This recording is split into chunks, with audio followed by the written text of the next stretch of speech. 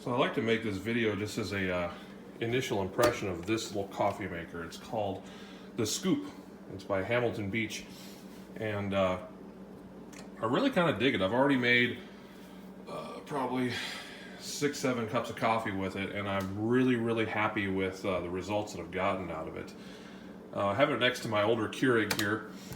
This is an old B70, and as you can see, just looking at the size, the form factor is it's much smaller, and for single serve, it's perfect for me.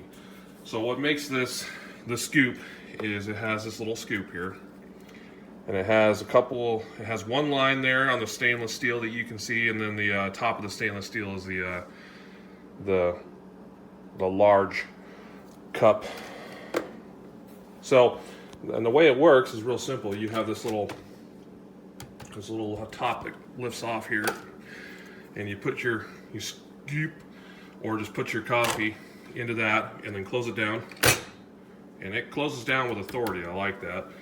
And then you pour your water into a little reservoir up here, and I don't know how well you can see. Yeah, it's got an 8-ounce line and a max line. And the max line is for 14 ounces, and the 8 ounces is for 8 ounces, and it actually does 8 ounces. The problem I have with this Keurig is you set it to the 8-ounce one, and it doesn't quite give you 8 ounces. So when you try to do 2 cups to do 16 ounces, it really kind of just gives you 14 ounces. So I figured, okay, we'll do this. So it has this, the Scoop, which has it's a little bit wet because I just used it. It has the primary filter in it, which is a pretty fine mesh. It's not the finest mesh, so you wouldn't want to use like super like espresso coffee grounds in here. And then you have a secondary filter, which has a little bit finer mesh, and that does not feel metal. It feels more like just plastic mesh. And then it has a filter well, which is removable. So this is what allows it just to have one stream coming out and not make a big huge mess on the countertop. So I'll put this back in here like this. And then another feature this has, so this does 2 sizes. It'll do 8 ounces or 14 ounces. So if you're gonna do 14 ounces, you just put your travel mug right here. If you wanna do just 8 ounces, you can actually pull this little thing out and just tuck it in like that. And then you have a nice little rest to put your cup on. So, okay. And then as far as simplicity goes, it has 2 buttons. Regular and bold. And on regular, it's just a regular drip style coffee. So if you're gonna just make some, first wave type coffee, you would just use the regular setting. And I just hit the button there. And as you can see, since I have no water in it, the little light flashes and it doesn't do anything. So it will not brew if there's no water in it. And then of course it has the bold setting. And the bold setting makes it work a little slower. So it slowly pours the water over the coffee. I think it lets it bloom in there a little bit, and then it continues on. So it takes a little longer to brew a cup of bold coffee, but I guarantee you it's worth it. So this is my favorite coffee, Black Rifle Coffee Company. That's my go-to here. So I'm gonna go ahead and make I'm gonna make a cup, and we'll see how it goes. All right, so here we are. And real quick, before I get into this process, I just wanted to kind of show a couple of different methods I use with my Keurig to make ground coffee. So Keurigs are nice when you're using K-cups or you're just doing single serving type of things like an 8-ounce or a 10-ounce cup or something like that. But when you want to do a 14 to 16-ounce travel mug, it gets to the point where the advantages of the Keurig are lost when you're not using K-cups, because you end up doing just as much, if not more work, than if you have something like this. Now I've already loaded my little Scoop thing here with my favorite. Well, this isn't my favorite, but it's really close to one of my favorites. This is the Black Rifle's Coffee or Die blend. So what I'll do is I'll go ahead and open the top here, and I'm gonna pour in the water up to the max fill line. So I'm gonna do this here.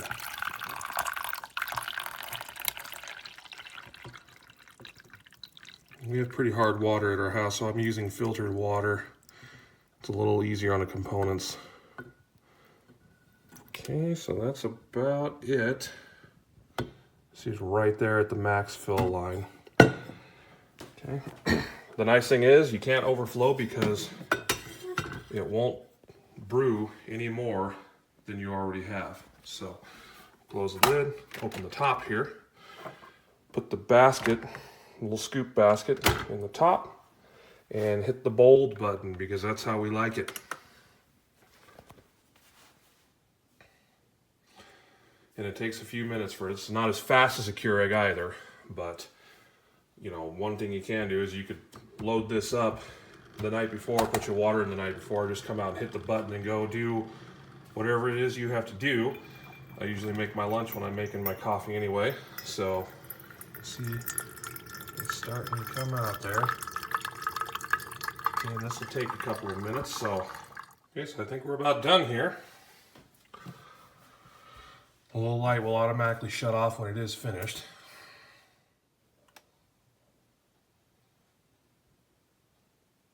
Okay, the light's off. Let's see what we ended up with.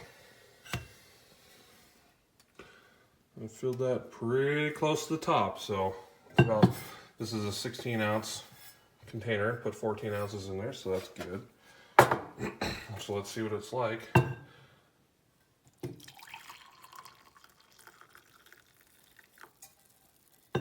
So as far as cleanup goes, it's pretty easy.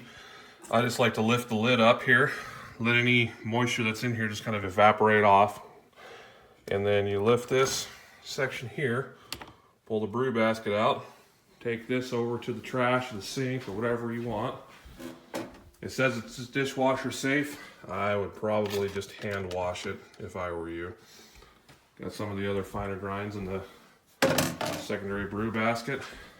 And then I'm just going to take this out because I don't like residue being stored in the bottom of my coffee maker. And so put it down, just kind of slide it to the back here, wipe off the little drips off the front, and put it back together, and you're done. So my final thoughts on this little coffee maker, on this initial impression, I like it. I picked this up for about $35, $36 on Amazon. Shipped to my house in 2 days. Love Amazon. Anyways, in a world of super technology, gizmos and gadgets and things that do 100 different things like the Ninja or whatever, it's nice to see something that just is, it's a simple coffee maker for a simple guy who just wants black coffee. I don't need whipped lattes and crap like that. Another thing is it feels really durable. Like, it doesn't feel cheap at all. I mean, it was inexpensive, yeah, but I mean, it's got a nice metal housing. I mean, things these days just feel so plastic, and you know, for 35 bucks, this thing feels like a $100 coffee maker. It's pretty cool for what it is. So yeah, I would definitely recommend looking at it. I mean, for $35, if you don't like it, send it back. But for my money, I dig it. I really like it.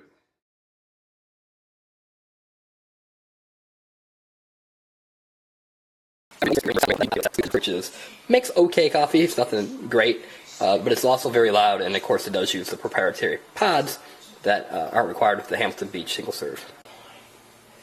Okay, so I'm going to make a pot of coffee using the single serve scoop. So I've ground my favorite coffee beans. I fill it up. I'm going to make a 14-ounce travel mug, so I'm going to fill it up to the line for 14 ounces. And you do use more coffee for this than you would for a standard coffee maker. So I use probably about almost half as much coffee for a travel mug as I would use for an entire pot. So I fill it up like that, and then it goes into the coffee maker right there. So we'll lift up the holder.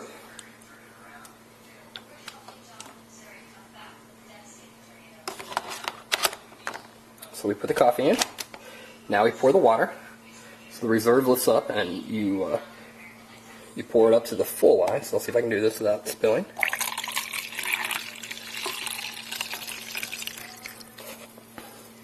You flip this down, and then you select which height you need. So you can, for a coffee cup, there you go. And for a travel mug, you do that. You put your cup underneath, Then you can select your brew. I'm going to do regular. So I'll push regular. Blue light comes on. And we'll watch it at least begin to brew.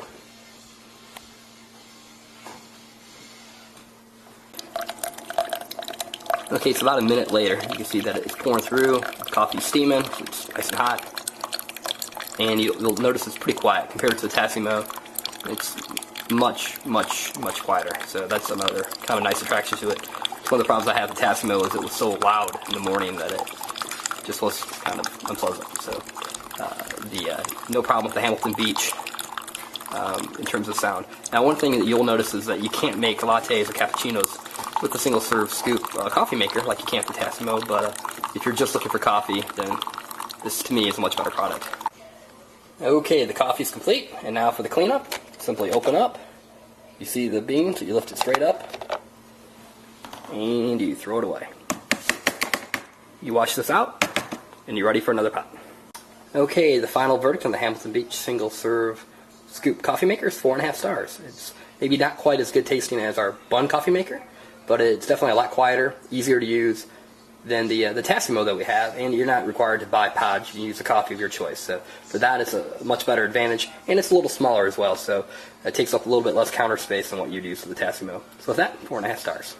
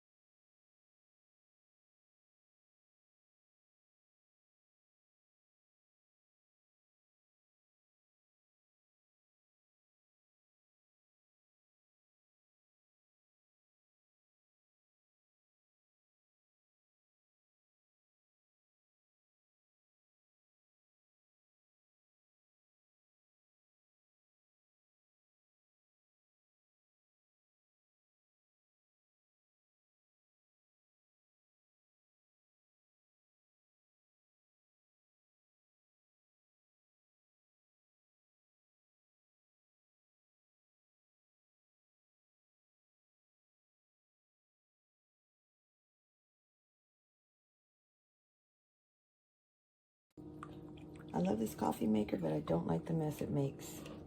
I put these napkins down to show all the splashing it does on your counter. So yeah. This especially happens when you use a taller or traveler size mug or cup. I don't see as much splashing on the counter when I use a smaller cup where the tray is elevated. But you get the backdrop splashes either way. But it's a great coffee maker otherwise.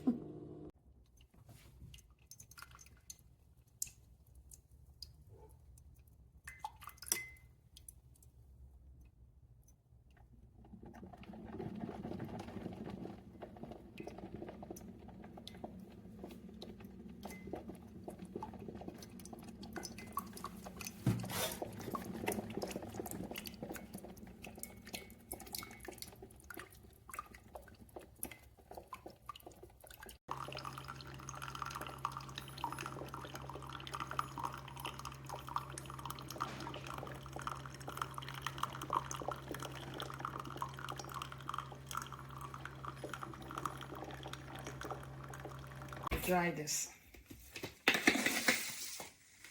here.